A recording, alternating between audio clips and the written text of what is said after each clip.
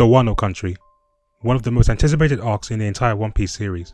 This arc has been built up and foreshadowed since the pre-time skip era, and the anticipation only increased from there. And to this day, it's the longest arc in the entire One Piece series.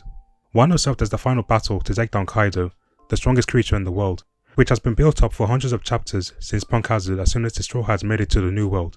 So the expectations for the Wano arc were high. But after reading the arc, I feel that this arc didn't meet those expectations, and instead was quite disappointing in some aspects. Now, do I think that the Wano arc was bad? No, absolutely not, because I would consider Wano being in the top 10 best arcs in One Piece, because it has some of the best moments in the entire series. But do I think this arc could have been much better?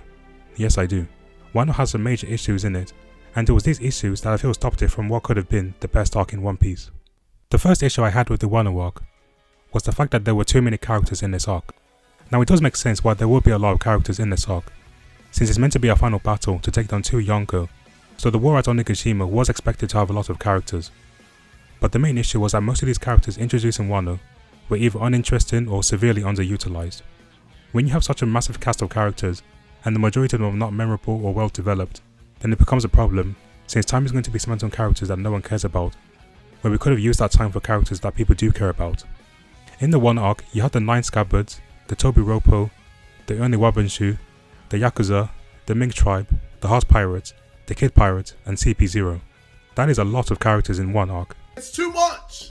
I can't deal with it, okay? And most of them were not memorable at all, or they just didn't do anything significant to the story. Marineford had a lot less characters, and even those characters were handled a lot better, and they served their roles much better. The Yakuza and the Oniwabanshu were very underdeveloped, and I don't think anyone can even remember their names without searching for them online. With the Tobiropo, Ulti was probably the only one that had personality, but the rest of them were quite bland, and they only served as opponents for the Straw Hats to defeat. We don't get any backstory or anything remotely interesting about them. Who's Who was only a little bit interesting because he was the first character to mention the sun god Nika, but other than that, the Tobiropo weren't very interesting. The Minks barely did anything in this arc as well, besides Ino and Neko. Kara should have been the one to defeat Pero and avenge Pedro's death from Whole Cake Island, but instead she loses, and she needed Neko to step in and save her, and Kara does nothing for the rest of the arc. And Kara spent quite some time with the Straw Hats, so you would think that she would have a great character moment, or at least get some development in the Wano arc, but she gets nothing. This nigga is trash! CP0 was underutilized in this arc as well.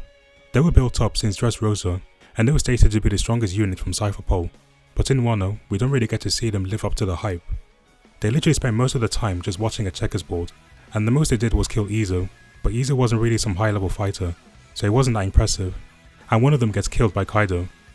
And with the Red Scabbards, I think Kinemon, Kanjuro, Ino Arashi, and Nekomamushi were fine, but the other 5 I expected a bit more from them for me to care.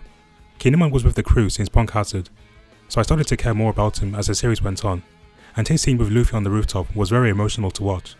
But even with Kinemon, if you compare him to Vivi, another character who stayed with the Straw Hats to save their country, I think Vivi had more moments and more development than Kinemon did, and Vivi was a part of the crew a lot shorter than Kinemon was. When Vivi left the crew, it had you feeling like the Straw Hats lost a member of their crew, which was evident when the characters saying that they missed her. But the same couldn't be said with Kinemon after Wano ended. Kanjuro had a great plot twist in that he was the traitor all along, and Ino and Neko were just cool from the start, especially since they risked their lives to make sure that Riser wouldn't be taken from them, and I always thought that was a great moment. But I felt that the other members were quite bland, and I just expected to see more out of them. When Ashura Doji and Izo died, there was no emotional impact from any of their deaths, because they didn't give me a reason to really care about these characters. But a character like Kinemon, who had more to his character, ended up surviving from a fake out death when Kaido stabbed him. The character deaths were just not very handled well in this arc. The Wano arc was also the arc where we had the most amount of pirates from the worst generation in the New World. In Punk Hazard and Dressrosa, Law was the main Supernova from those arcs. In Whole Cake, it was Capone Beji. In Egghead, it was about Bonnie.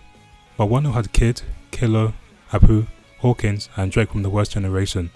But Apu, Drake, Hawkins, and even Kid to some extent were not utilized as well as Bonnie and Law were from their arcs. Those characters had more depth to them from their backstories and the struggles that they went through, making you want to care more about them. But the Supernovas in Wano, they lacked that type of depth. Apu and Hawkins added nothing to the story. I feel like Captain Kid could have got more depth in this arc, since the only useful thing he did in that arc was defeating Big Mom, and most would argue that Law was actually the one that was carrying the fight. Kid was built up as a worthy rival to Luffy in the worst generation, since he was the only one from that generation who had a higher bounty than Luffy at the time.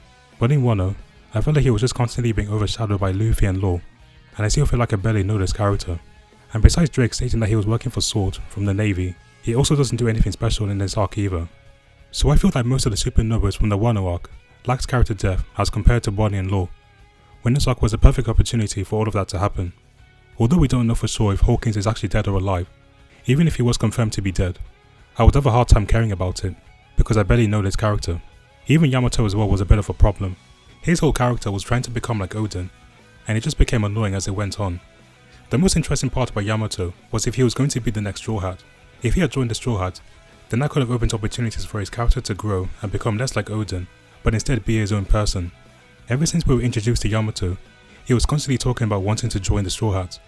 But at the very last minute, he changes his mind and decides to stay. I beg your pardon? So Yamato had all of this set up, but there was no payoff at the end, and it just made Yamato feel pointless at the end. And on the topic of the Straw Hats, I feel that some of them could have done more in this arc as well. Luffy, Zoro, Sanji, Robin and Nami had great moments in this arc, but Usopp could have been handled a lot better, since he didn't really have any great character moments in this arc at all. Wano is the longest arc in the entire series by far, yet Usopp barely did anything in this massive arc. He didn't even get to have a fight of his own during this arc. He just spent most of the time running away from the enemy. Even Brook as well, the only thing he did in Wano was defeat Black Maria's underlings, and he carried Robin to safety, but he doesn't get any character moments either. When you look at arcs like Arlong Park, Alabasta and Enies Lobby, they had this same formula to where the Straw Hats would each split up and fight against their opponents in one-on-one fights. Wano was also using this formula too, but I don't think it was utilised as well as the previous arcs did, because Usopp and Brook were not utilised as much.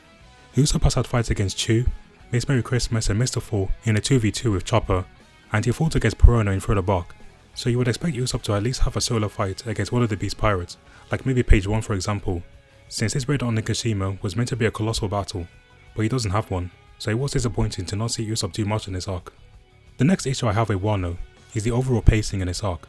I think Act 1 of Wano was very well paced, but with Act 2 and Act 3, I feel those plot lines were really dragged on, especially Act 3. Act 2 was mainly spent on Luffy trying to escape the Udon prison, which was really starting to drag on. Act 3 ran from chapter 958 to chapter 1057, which is 100 chapters long, and that is longer than a lot of arcs in One Piece, and that was just from the third act alone. Act 3 dragged on due to how much was going on at the same time. Because of his bloated cast of characters in this arc, a lot of these chapters were spent on these characters, and I've already stated why I didn't care for the majority of these characters. The fight between Rise and Fukurokuju lasted for so long, and it did not need to be this long. They would cut to that fight, and then cut to something else, and then come back to that same fight. And all they did for the majority of that fight was just stand there in an endurance battle. The fight started at chapter 1009, and it concluded 31 chapters later, in chapter 1040, when the fight could have been done within one chapter. And it wasn't just this fight that had this issue. The raid on Onigashima will constantly keep switching between fights every chapter, until they finally get their conclusion, when all of this could have been condensed a lot better. And although there were parts in Wano that was very slow paced, there was also some instances where things got a little rushed as well. In Act 2, most of it focused on Luffy trying to learn how to master his armament haki, but then in the final chapter of Act 2, throughout the chapter we get small time skips leading up to the day of Onigashima. Luffy was training and struggling on how to master his armament haki throughout Act 2, and we even see him training on the second last chapter of Act 2, so we thought it might have been something he would have mastered during the raid, but in the very next chapter, now all of a sudden he mastered it. More time could have been spent on the days leading up to the raid, and by the end, Luffy has now mastered his armament haki. Boy, that escalated quickly. And the final issue I have with the Wano arc are the villains in this arc. I feel that compared to other villains from previous arcs, they were quite weak compared to them in terms of being an antagonist. Orochi was first mentioned as one of the people who took over the lands of Wano after the death of Odin, but when we get to see Orochi, he was not menacing at all, and he just came across as really annoying if anything. He just didn't have that screen presence, which was a shame since he was built up pretty well, and he was part of the reason why Luffy agreed to help Momonosuke. All Orochi did in this arc was just obsess over Hiyori. He wasn't really particularly strong, which is why I couldn't really take him seriously. I've already talked about my issues with the Tobiropo, and that most of them were very underdeveloped, besides Who's Who, and that was because of his exposition dump about the sun god Nika, and not necessarily him as a character. And then you have the big battle of the arc, Big Mom and Kaido. Big Mom I feel was quite problematic, and she really didn't need to be in this arc. Her whole amnesia plot I feel just made Act 2 drag on even more, because she gets her memories back anyways.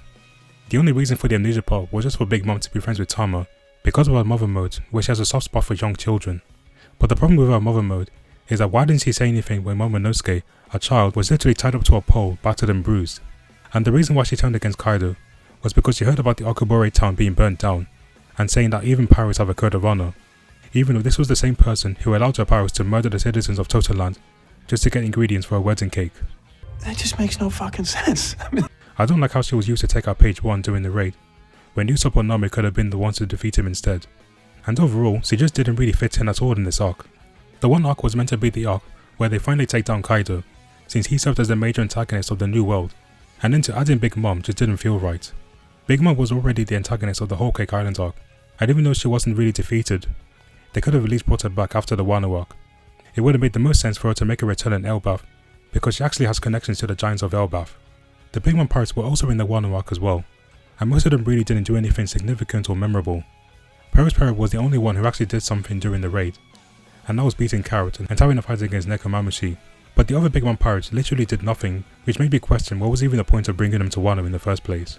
You serve zero purpose. If you were going to go through the trouble of taking them all the way to Wano, then you could have at least made them do something useful.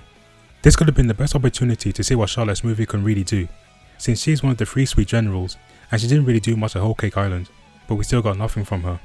So yeah, I feel like the Big Mom pirates didn't really need to be in this arc, and I think that they were just wasted. And then we have Kaido, and if I'm going to be honest, I think he was a little bit disappointing as well as a villain. This was the villain that has been built up since Punk Hazard as the main big bad of the New World, but he just ended up becoming a bit generic and he lacked depth compared to a lot of the other villains in One Piece. Before getting to Kaido, we had villains like Doflamingo, and I think he was a much better villain than he was, despite Doflamingo serving as his underling. In Whole Cake Island, we get more out of Big Mom's character than we get from Kaido, and Kaido is meant to be the main antagonist of Wano. All we got from Kaido in Wano was that he was very strong, and he wanted to fight strong opponents, and he likes to drink a lot. He was stated to be the strongest creature in the world, but there was no instance where he was shown to be very scary at all. With villains like Doflamingo, Enel, and even Arlong from early One Piece, we saw how scary they can be and how they used to treat other people. But Kaido was just shown as a big strong guy. His backstory was also very short and disappointing, because that was the best chance to elevate Kaido as a villain, but it failed to do so. You can't just build up a villain for this long and then do almost nothing with his character, because it just wasted his potential of becoming what could have been the best villain in the series. Not a great plan. And those were all the problems I had with the Wano arc. Too many characters that were not handled very well. The pacing was egregious at times, and most of the villains were lackluster. I still really enjoyed the Wano arc despite its flaws, but it's not perfect, and I feel that if these issues were handled better, Wano could have been one of, if not the best arc in One Piece. And if you guys enjoyed this video, please like, subscribe, and I'll see you guys in the next video.